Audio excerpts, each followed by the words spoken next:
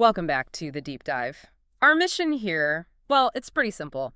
We take all this complex source material, the articles, interviews, the analysis, and we boil it down, make it easy for you to grab the key strategic stuff. And today, we're diving deep into the career of someone truly extraordinary, a performer who, back in 2021, was named one of Time's 100 most influential people.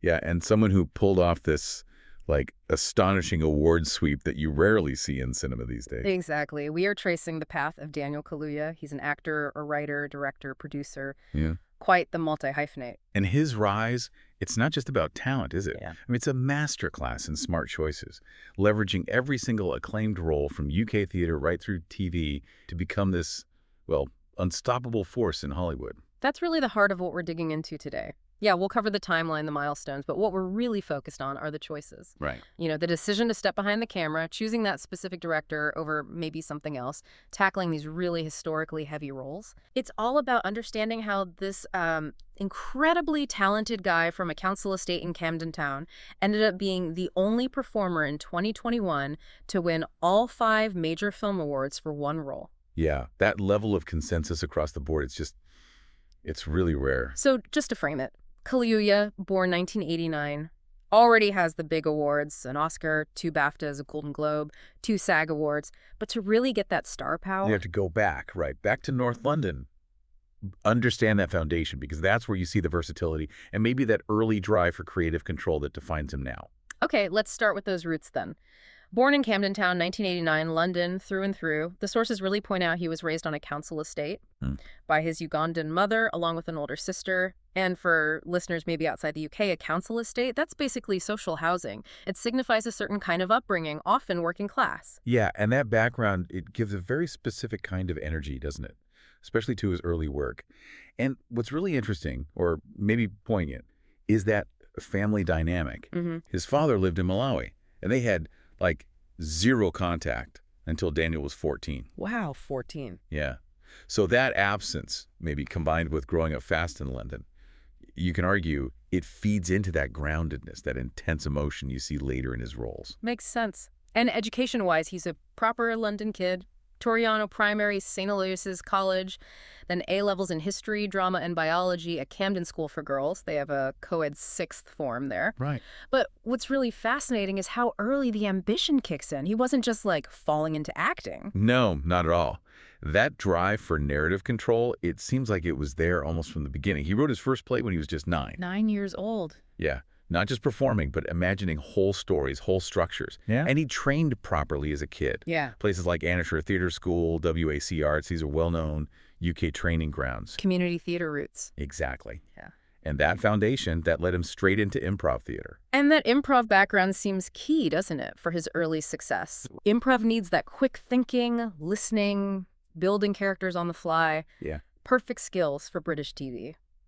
His first actual credited role was Reese in a BBC drama called Shoot the Messenger. That was 2006. Right. But the real launchpad, the thing that got him noticed by a whole generation of young Brits, and it was an incubator for so much talent, that was Skins. Skins, yeah, those years are crucial. He played Posh Kenneth, seasons 1 and 2, so 2007 to 2009.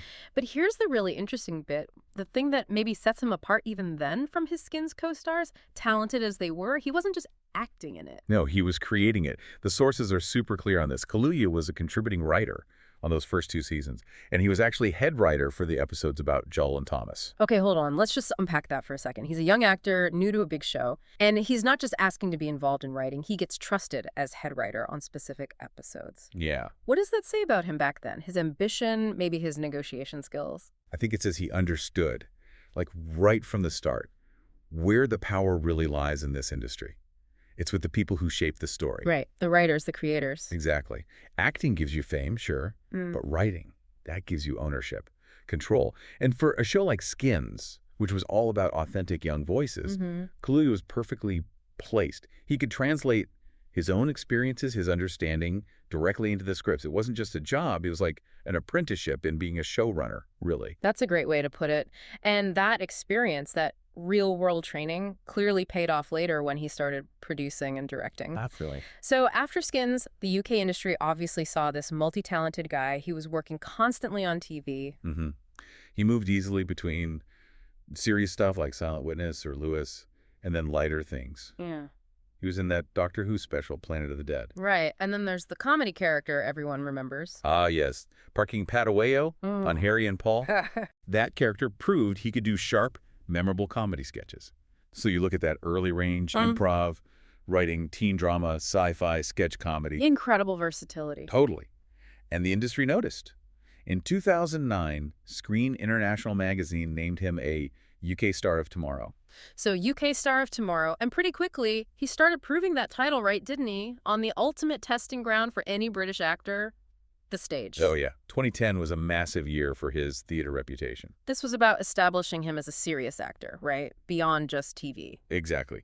He landed the lead role, Leon, in this play, Sucker Punch, by Roy Williams, at the Royal Court Theatre. Which is huge in London. Real prestige venue for new writing. Absolutely. And his performance, it wasn't just good. People were raving. It was kind of career-defining for him at that point. And the awards followed immediately. He got the Evening Standard Award and the Critics' Circle Theatre Award, both for Outstanding Newcomer. In the same year, 2010. Yeah, winning both of those for one stage role. That's basically the industry saying, okay, this guy's the real deal, ready for serious dramatic work. What's interesting, though, is he keeps that high-level theater career going. Like, he did Trelawney of the Wells in 2013, a season in the Congo that same year. But at the same time, he's starting to pop up in these bigger studio films. Right. It's a strategic balance, isn't it? Using that stage cred for artistic depth while getting his face known in movies. Building exposure. And those early film roles, they start off smaller but still noticeable, like Agent Tucker and Johnny English Reborn in 2011. Yeah, and Black Death and Kick-Ass 2 in 2013. They're opportunities, right? Learning how big film sets work without having to carry the whole movie. Exactly. But while he's doing that, he's still taking these really impactful UK TV roles.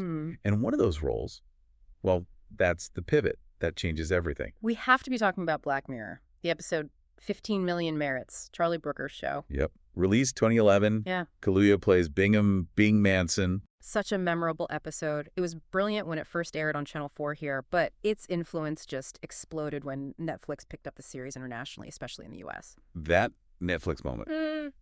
Honestly, that might be the single most important turning point in his career before Get Out. Why specifically? Well, the performance itself is just captivating. He plays this guy trapped in this awful consumer-driven tech nightmare world. Right.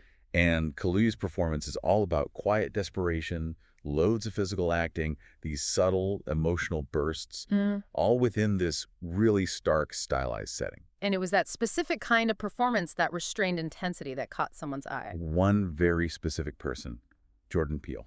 Ah, okay. Yeah, the sources confirm it's a direct link. Peele was prepping his first film as a director. He saw Kaluuya as Bing in 15 Million Merits. And he just felt Kaluuya had that rare thing you need for horror, that ability to show deep anxiety, vulnerability, without needing tons of dialogue. Wow. So that one TV performance basically unlocked Hollywood for him. Pretty much gave him the key, yeah. Though before that door fully opened, he did solidify his international presence a bit more, didn't he? With that role in Denis Villeneuve's Sicario. Ah, Sicario, yeah. 2015. He played FBI agent Reggie Wayne. Great film. Tense. Totally. And Sicario wasn't just another supporting part. It was his intro to that whole American art house thriller scene, working with Emily Blunt, Benicio del Toro, Villeneuve directing. Definitely. And he was great in it. Played the straight man, the kind of moral compass, or at least the skeptical voice, in this really murky, ambiguous world. So that role really shifted his profile, didn't it? From just a successful UK actor to like a serious international player people were noticing? Absolutely. He was perfectly positioned. Primed, you could say, for that massive star-making moment that was just about to hit. And that moment arrived, 2017. Jordan Peele's Get Out. Boom. Yeah. Kaluuya starring as Chris Washington. And the film came out on his 28th birthday, February 24th, 2017. The timing, the movie itself, the reaction, it was just perfect. It really was a cultural phenomenon, wasn't it? Yeah. Huge commercial hit, massive critical success. But for Kaluuya's career, the key thing was how critics zoned in on his performance. Right, he had to carry so much of it, the horror, the satire, the escalating dread. Exactly.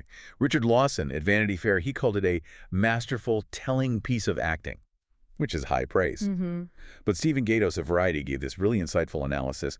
He pointed out the technical challenge Kaluuya nailed. He said, the terror, tension, humor, and fury all rests on the shoulders of this brilliant, young British actor who communicates universal anxieties without ever losing the essential home address of his beleaguered African-American hero. That's a really important point, because he is British, from Camden, and here he is playing an African-American man dealing with very specific American racial anxiety. It's a massive challenge, right? The accent, the deep emotional understanding required, embodying that universal fear but grounding it culturally. The fact critics saw he pulled that off. It shows how completely he immersed himself. Total commitment. And the industry reaction, immediate, huge. His first Oscar nomination, Best Actor. Yep. Plus Golden Globe, Critics' Choice, SAG Award nominations, all for Best Actor. Overnight, he was in that global A-list conversation. Just like that. Pretty much. Now, he didn't win the Oscar that year, but he did get a really significant win soon after, early 2018. The BAFTA Rising Star Award. Yes. And that one's voted for by the public, isn't it? Exactly. Which shows he wasn't just impressing critics and industry people. He was connecting deeply with actual moviegoers in the UK and internationally. So he's got this new global status. What does he do next? He makes some pretty calculated moves into big franchise territory. Right. 2018, he joins the MCU, plays W. Akabi in Ryan Coogler's Black Panther. Which was another massive cultural moment. Huge. And being in that cast, just guaranteed visibility everywhere. Showed he could hold his own in a giant ensemble. Then, the same year, he does Widows. Sam Steve McQueen directing. So, balancing the blockbuster with prestige, director-led drama again. Smart. Very smart. And then, 2019, we see that early sign of wanting creative control pop up again with Queen and Slim. Yeah, the road trip movie with Jodie Turner-Smith. He starred in it, but crucially, he was also an executive producer. Okay, so he's using his star power now to get influence behind the scenes, shaping the project itself. Definitely. That EP credit, it's a deliberate step up, building on what he learned way back on Skins, maybe. But the absolute peak, performance-wise, the role that really cemented his place in history, that was Fred Hampton. Judas and the Black Messiah, 2021, playing the revolutionary socialist leader. Let's just talk about how difficult that role must have been. Hampton wasn't just a historical figure. He was this incredibly charismatic, powerful speaker, a vital figure in American history. How did Kaluuya, as a Brit, tackle that? The challenge was enormous. Yeah. You've got Hampton's legendary speaking rhythm, that Pacific Chicago accent, the sheer political fire. Right. And critics really noted that Kaluuya didn't just mimic him, he somehow embodied Hampton's intellectual drive, his ideology. It was this kind of explosive yet contained energy. He just owned the screen whenever he appeared. And the awards reaction was just unprecedented, wasn't it? That sweet. Totally unprecedented for that year. He became the only performer in 2021 to win all 5 of the major film awards for that single role. Let's list them because it really underlines the scale of it. Okay. Number 1, the Academy Award for Best Supporting Actor. And at 32, that made him the 7th youngest winner ever in that category. Shows incredibly fast development. Wow, okay. 2, the BAFTA for Best Supporting Actor. 3, the Golden Globe for Best Supporting Actor. 4, the Screen Actors Guild Award voted by his fellow actors, which is huge. That's the big 4 right there. Industry and critical acclaim locked down, but there was a 5th. Yep, the Critics' Choice Movie Award for Best Supporting Actor.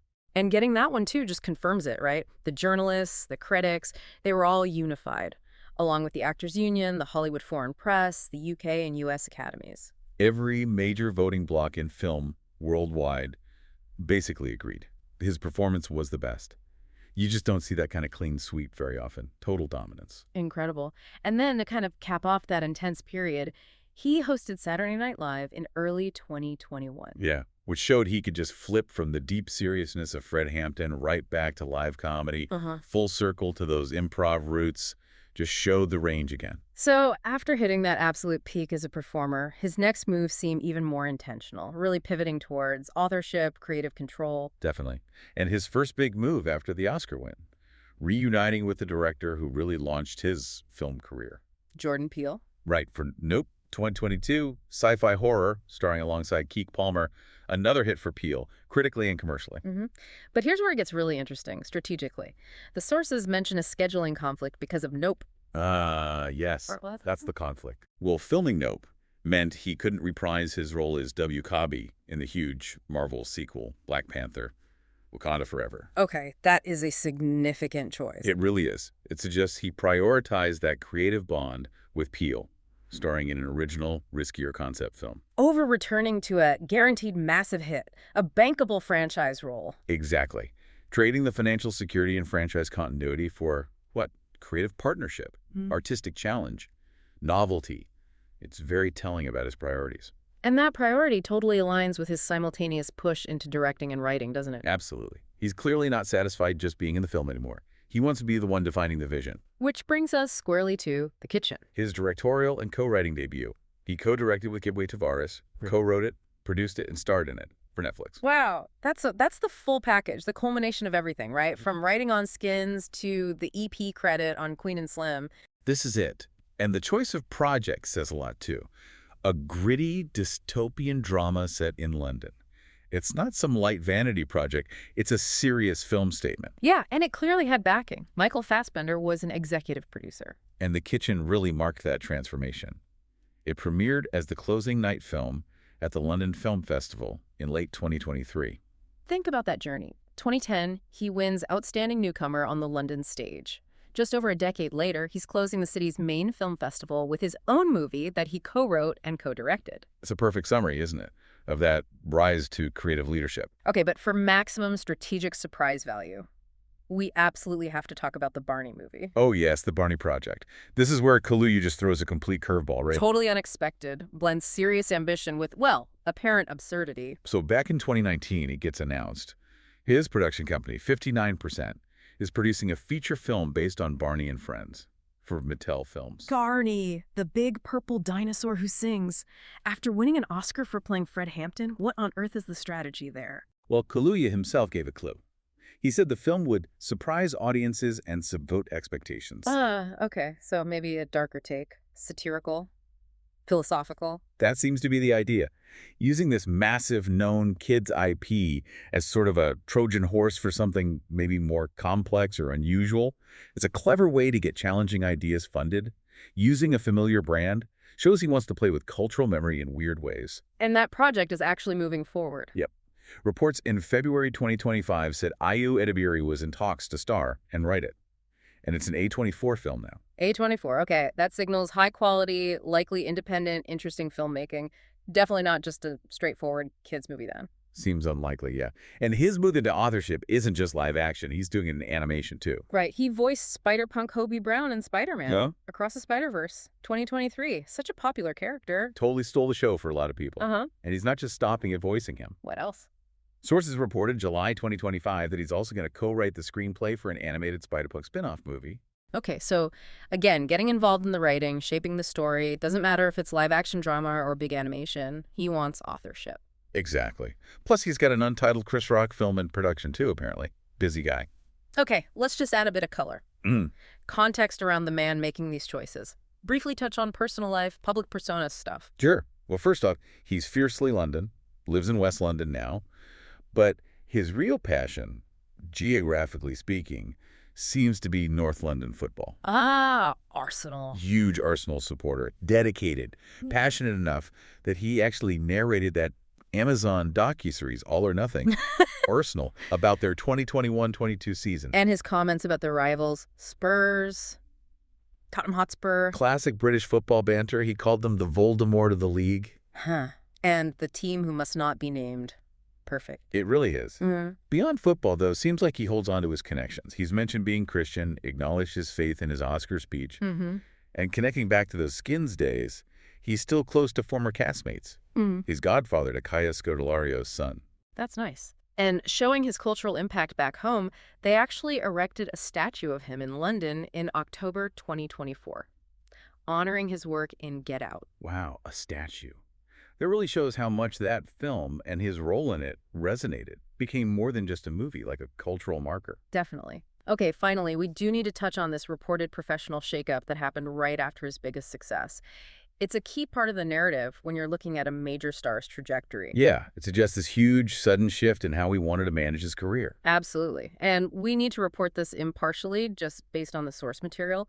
So early 2022, right after the Oscar win, reports came out that Kaluuya had, quote, abruptly fired his whole team. Yeah, agents at CAA, stylists, publicists, assistants, like everyone. The timing is really striking, isn't it? Right at the peak of recognition. And the reports claim these decisions were influenced by someone known as Air Holiness. Right, who apparently described herself as his personal manager and life strategist. Also used titles like head mistress of something called the International Alma Mater Blessed University. Sources mentioned she was on the set of Nope, and apparently her behavior raised some concerns among people there about her influence on Kaluuya's professional choices. It's important, though, to include the counter-report. Air Holiness herself denied even knowing Kaluuya in an article from March 2022. So the exact nature of the influence is unclear. Right, but what is clear is the outcome. A complete overhaul of his professional team, doing that right after winning an Oscar.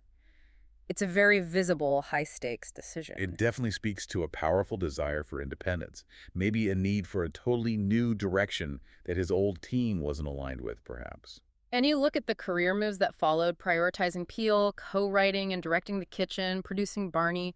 They all seem to reinforce that focus on creative autonomy, on being the decision maker, not just the talent for hire. Hashtag tag tag outro. So wrapping this all up, we've tracked Daniel Kaluuya's journey from, improv stages and writing rooms in the UK, winning Outstanding Newcomer in London Theatre, Right. all the way to global superstardom and that absolutely historic 5-award sweep for Judas and the Black Messiah. Yeah, his career really feels like a strategic roadmap.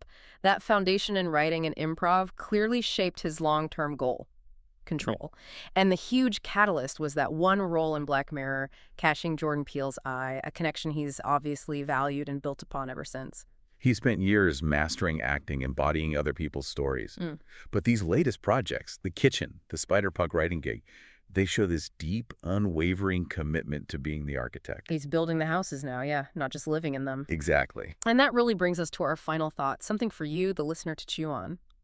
When you consider this full shift Kaluuya's made, from being the face in front of the camera in huge films like Get Out or Sicario, to now actively writing, directing, producing his own visions, shaping these big franchises, what does that aggressive move towards architecting stories tell us? Yeah, what does it signal about the future, about creative independence, about power structures for big stars in Hollywood today? Is this maybe the new blueprint after you hit the very top, you achieve the massive success, earn your seat at the table? And then you use that power not just for bigger paychecks, but for real narrative control to make sure the projects you believe in are the ones that actually get made. Something to definitely think about as we watch what Daniel Kaluuya builds next. That's been our deep dive. We'll see you next time.